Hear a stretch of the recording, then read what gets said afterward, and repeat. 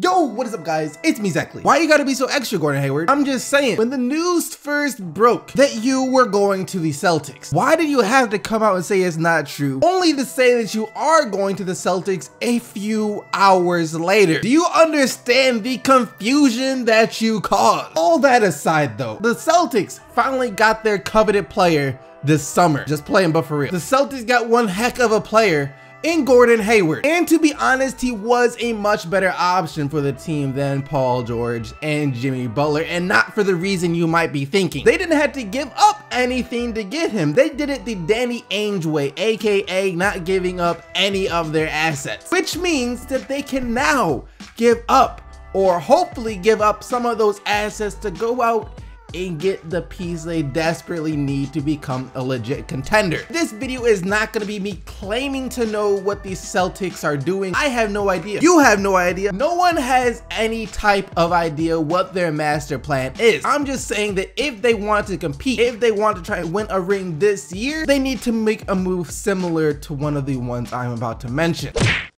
And we're gonna start this off by taking a real quick look at the roster. Just so you guys can get a better understanding of what I'm talking about, we're gonna go by position. Point guard, Isaiah Thomas, Marcus Smart, and Terry Rowe. Shooting guard, Avery Bradley. Small forward, Gordon Hayward, Jay Crowder, Jaylen Brown, and Jason Tatum. Power forward, center, Al Horford and Ante Ziza. That's pretty much all the players they have under contract as of right now for next year. A lot of talent, but also a lot of holes that need to be filled. Now, I'm sure without me even saying this, you can kind of see where the holes are. They could use a backup shooting guard, but they could also use a freaking power forward. Right now, half of their roster is made up, I'm not even exaggerating this, half of their roster is made up of point guards and small forwards. Now, I get the idea of positionless basketball. It's a beautiful thing, but it's only gonna get you wrecked right now. And I know some people are gonna say, well, Jaylen Brown could be the backup shooting guard. Jay Crowder could be a small ball four. And Jason Tatum could be the backup three and could even maybe play some backup four at times. Well, you know, you're right. All of that could happen. All of that sounds absolutely fine and dandy,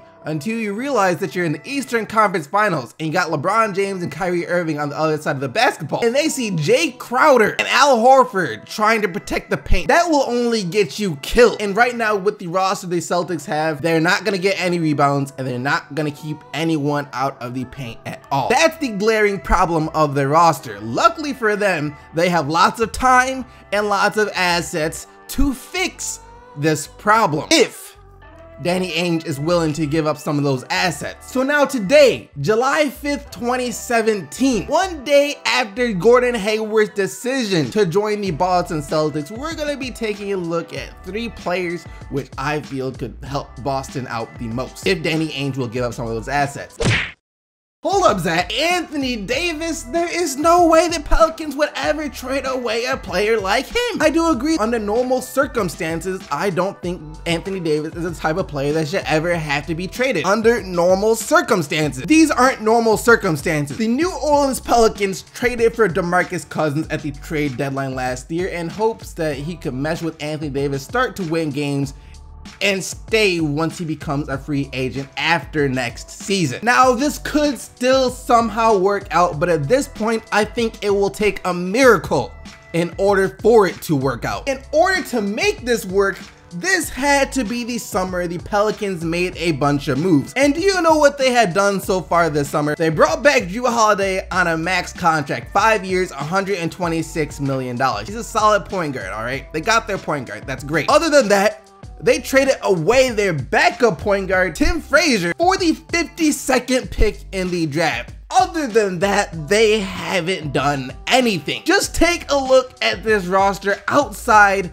of Jrue Holiday, Anthony Davis, and DeMarcus Cousins. What talent do you see on this roster? No other player would be a starter in any other NBA team, and most of these players, if they were even made on another team, would be the third option at their position. They'd be third string players at best. And at this stage of free agency, it's kind of late to start making any moves. A lot of the good talent has already been picked through, and they don't have anything to trade away, so it's not like they're about to be making some blockbuster deals either, unless it means trading away Anthony Davis. That being said though, we still don't know the full power of Anthony Davis, DeMarcus Cousins, and Jrue Holiday. But the fact is, the rest of the West, for the most part, only got better. So if the Pelicans do manage to scrape into the playoffs, it'll most likely be with a lower seed. We're talking 7 or 8. And if midway through the season, the Pelicans feel like they can't get DeMarcus Cousins to commit to them long term, they might be forced to trade Anthony Davis, because if they don't, they will have absolutely nothing going for them for the next however long he's in the NBA with them. And if the Celtics come in and offer a package of Jay Crowder, either Jaylen Brown or Jason Tatum, plus the Nets pick and the Lakers pick,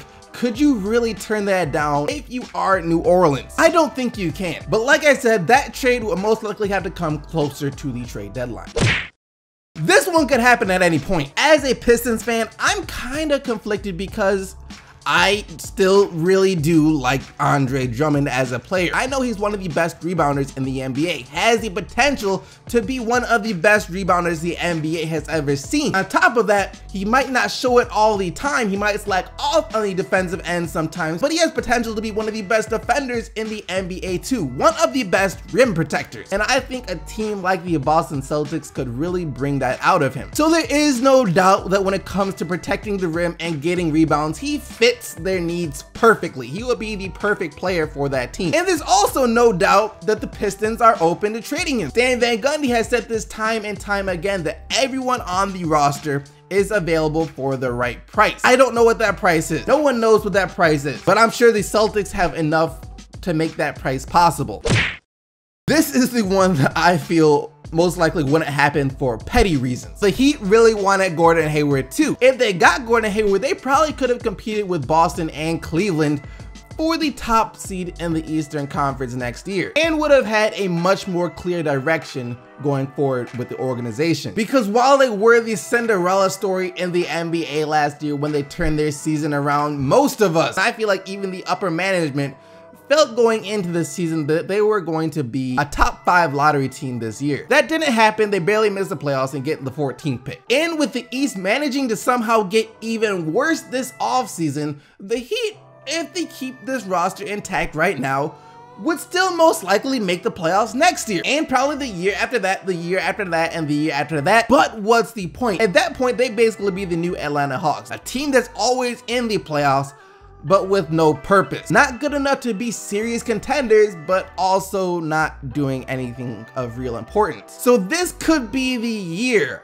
that they decide it's time to officially start the rebuild, which would mean trading away guys like Goran Dragic and Hassan Whiteside. And trading Whiteside to the Celtics would make sense for both teams, but like I said in the beginning, for petty reasons, they might decide to trade him somewhere else. By the way, real quick, I just want to say good job Miami for deciding to retire Chris Bosh's jersey, and also congratulations to Chris Bosh, you deserve this. So those are the 3 major ones, the 3 major players that I think the Celtics need to go after. People are gonna say DeAndre Jordan, but he's not available for trade. The Clippers just did a sign and trade for Gallinari, and they convinced him that him, Blake Griffin plus DeAndre Jordan is their front court of the future, so DeAndre Jordan is staying. Other than that, there still are a couple of other players they could go after. They'll probably be easier to get. I know the Raptors are trying to trade Jonas Valanciunas. Maybe a Crowder-Jonas swap could go down. And then you look at someone like Nikola Vucevic on the Magic. I'm sure they could trade for him if they wanted him too. But the first 3 guys, Davis, Drummond, and Whiteside, those are the guys that I feel would elevate the Celtics to the next level. And that's going to lead us to the question of the day. Who do you think the Celtics need to take them to that next level at this point? Because right now, of course, they are a better team than they were last year, but I don't think they're still solid contenders simply because they have holes that desperately need to be filled. Let me know what you think down in the comment section below, but now let's take a look at what you guys said in yesterday's video. And yesterday, after LeVar Ball told Ben Simmons and Joel Embiid to get off the tweeter and hit the gym, I asked you guys who you thought had the better future, the Lakers or the Sixers, and here's what you guys said. Definitely Sixers. Fultz is the most complete guard in this draft. Ben Simmons is the young fusion of LeBron and Griffin, and Embiid is a post-up powerhouse. I'm a 76ers fan, and I'm so happy with our team, but because Paul George is most likely gonna go to LA next year, I think that they will have the better future.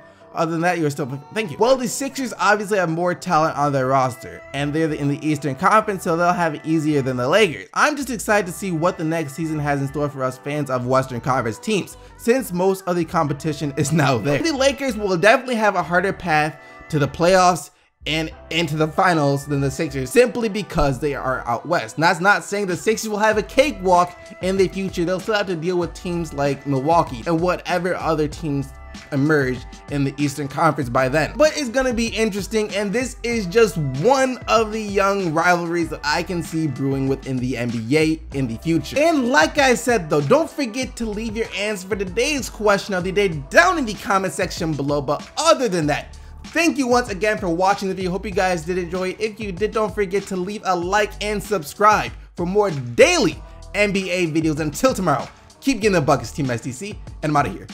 Peace!